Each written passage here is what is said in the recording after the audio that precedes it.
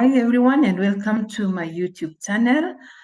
Today we are going to be we are going to continue with our series on how to start a nonprofit organization. And this is actually our last video on this series. So thank you very much for keeping it here. For those who do not know me, my name is Lucy Joe. I have a mission, and my mission is to help founders and professionals working for nonprofits. And I do this to help you attract and retain donors by equipping you with grant writing skills and providing you with simple, easy to use and affordable fundraising resources to help you grow your organization and transform lives. As usual, the secret to getting ahead is getting started. I'm sure you know this by now. And this is just an encouragement to all of us. Whatever it is that we want to start, let's take the action today, take a step towards it today, and let's start, let's get moving. So today we are going to be looking at the Charitable Trusts. And as I said, this is going to be my last video on this series. We have looked at NGOs, we've looked at CBOs, we've looked at company limited by guarantee, we've looked at societies, and now we have the Charitable Trusts, and these ones are registered under the Trustees Perpetual Succession Act, or what is commonly called the Trustees Act. Again, I'll not give a lot of details around here. There's quite a lot around trust. There are different types of trusts, but I just, trying to get a few points around the charitable trusts to just give us an understanding. But for more information, you may need to engage a lawyer to see which is the best, option for you. But yeah, it's another option for nonprofits. And what is a charitable trust? It's basically an entity which is created to manage assets. And this is quite different from what we have been looking at, because this one is a group of people who are, come together to manage assets for the benefit of others. So trusts can be established, like I've said, under the Trustees Act for religious purposes, for educational, literacy, scientific, or social, athletic, or other charitable purposes.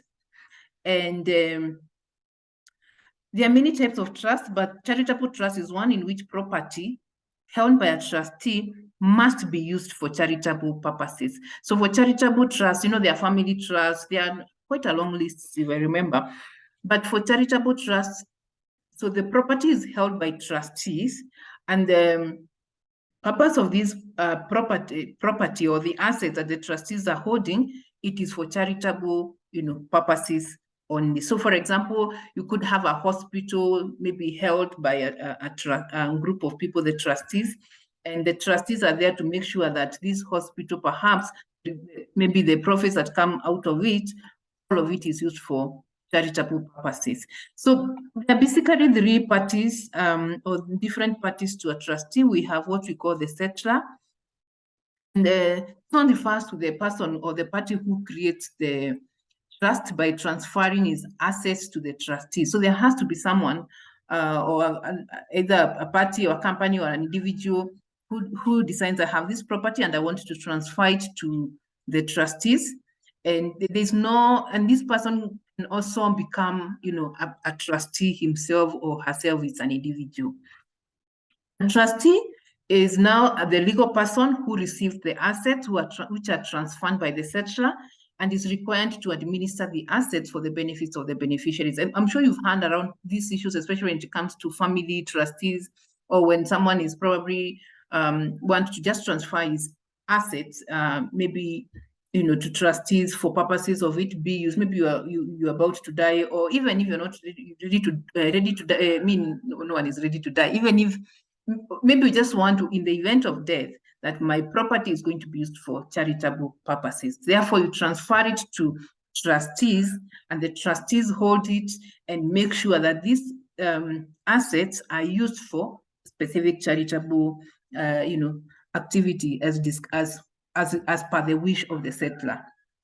The beneficiaries are those who, the persons who are entitled to use or to enjoy the assets or the income of the trust. So a settlor again can decide that is also going to be a beneficiary. So there is a lot of legal terms around trusts. I can tell you for sure, as I was doing my research, And there's quite a lot, but I've tried to share with you what I think is of importance. So I looked at some of the advantages just to understand what would you want to do a trust. And one of the, or why would you want to register a trust? One of the advantages that, especially for example, if you have a lot of assets, you may want to transfer them to a trust. And an advantage here is that it is that you're exempted from income tax.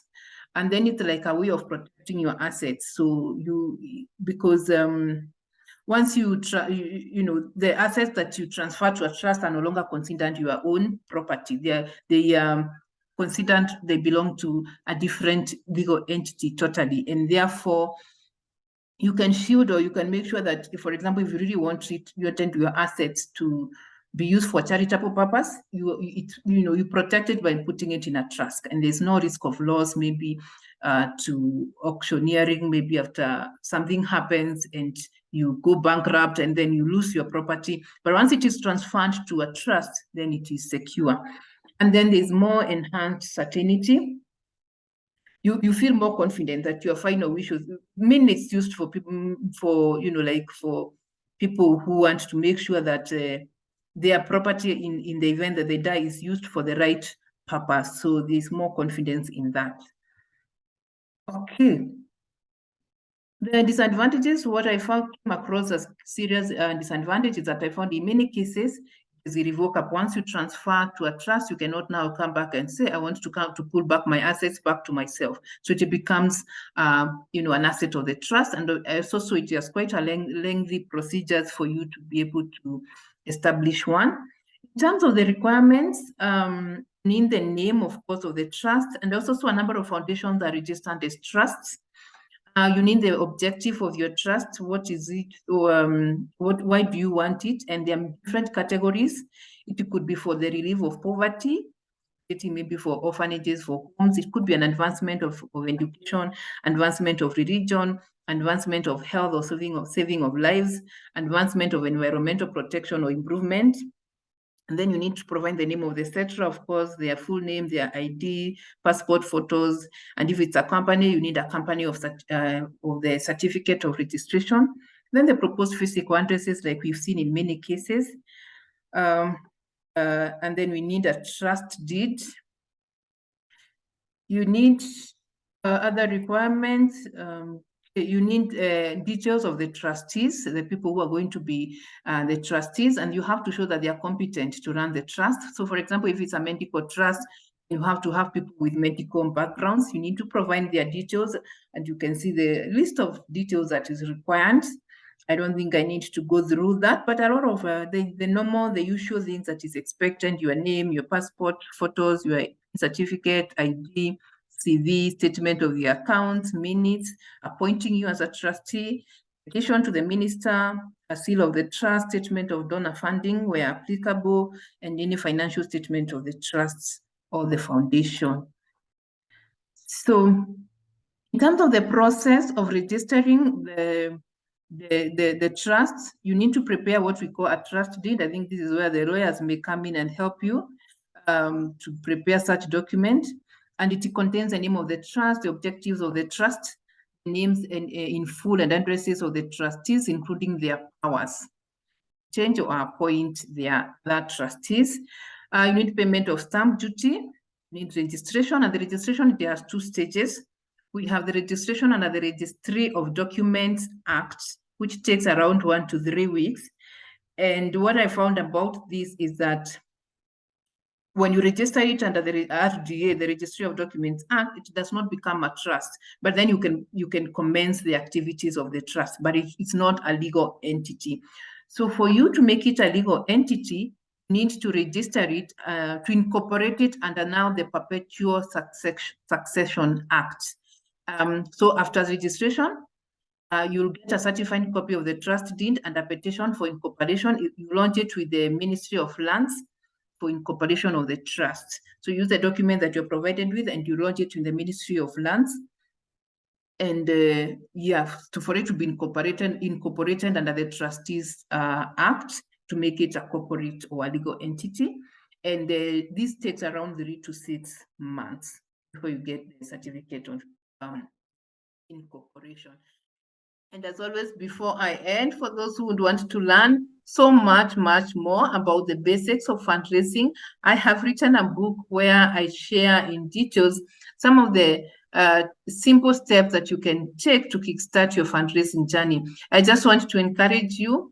There are some things that you are struggling with that can easily be answered by this book. It goes for Kenya shillings 500, 500 only. So please take your copy and get started. And I will also be sharing the link where you can easily get the copy.